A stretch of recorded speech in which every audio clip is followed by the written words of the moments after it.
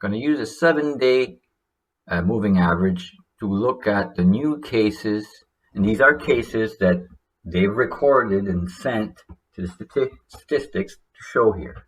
Okay, it's very, very clear. So some days, of course, you can see there's nothing, and some there's a lot. It's probably because there was nothing sent one day, and the next day they send it all, or some provinces didn't record or whatever. But anyway, it doesn't matter. The 7-day moving kind of shows the trend. So if you remember during these days that there was a lot of debts, right? And we had to flatten the curve, they were saying, okay? And then by the end of May, June, it got to a smaller number of cases reported, and everything seems to be better, or at least in some places. And then all of a sudden, they're sitting around September, boom, it starts climbing and climbing and climbing to all over double. Right now, we're still climbing, and it's over double what it was over here. Here it was under 2,000. So the average would have been around 1,700 at the most there, in the 1700s. And now we're at 4,000, so over double. So you would think with that for debts, there should be over double the debts, right? Right? You would think that. Okay, so let's go look at the statistic now for debts. The same thing. And is it the case of double the debts? Very visible. This is data that the whole world collects, so you can't be wrong. It's there. I mean, unless they falsify the data, which I doubt they would because they try to promote their case. So back then, we had peaked at around 176 debts at one point there, and then eventually start dropping. So even if you put it at 150 on an average in that big hump there, right? And then it dropped there, and it kind of. Now look at where we at now. About an average of 50. And even that is curving a little bit there, so maybe it'll stay. But I think it's going to go up a bit, because it's winter time. During the winter, every year, especially here in North America and Canada, there's stats that I have. I'll show you in another window there that I have that records all cause mortality, and then the one for 2020 will include COVID-19, and it'll show you the summer, and then the falls and winters, and the big spike in flus and all kinds of stuff that happens, right?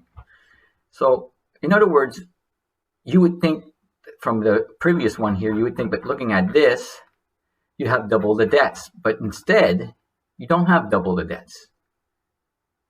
You have at least one third less debts for double the cases.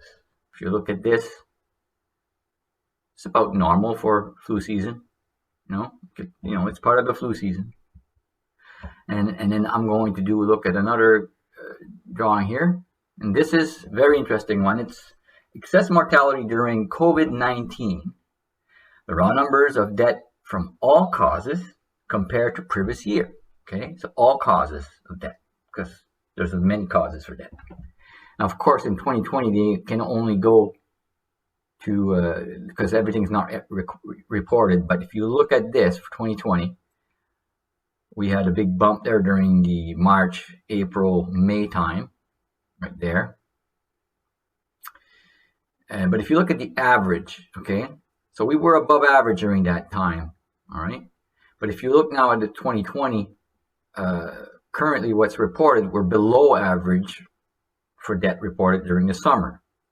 So, of course, this is going to turn just like it would every year, no matter what the year. You look at 2015, 2016, 2017, 2018, 2019. See the same kind of trend. And that's the average of all those years, 2015 to 2019. So you're always going to get more flus, more debts going towards the winter, and it gets less back towards the summer. And the numbers vary between, can you see here over 6,500 on there.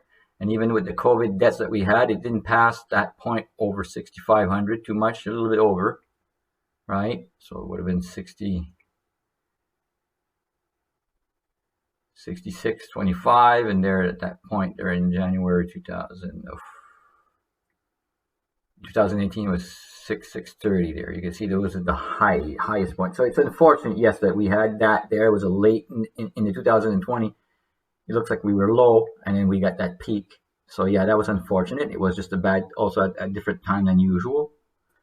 But then things starts looking like normal compared to every other all cause mortality deaths. Now I'm going to be interested in looking at this chart again in another 4 or 5 months, because then we'll get to the winter statistics for the year, the whole year 2020.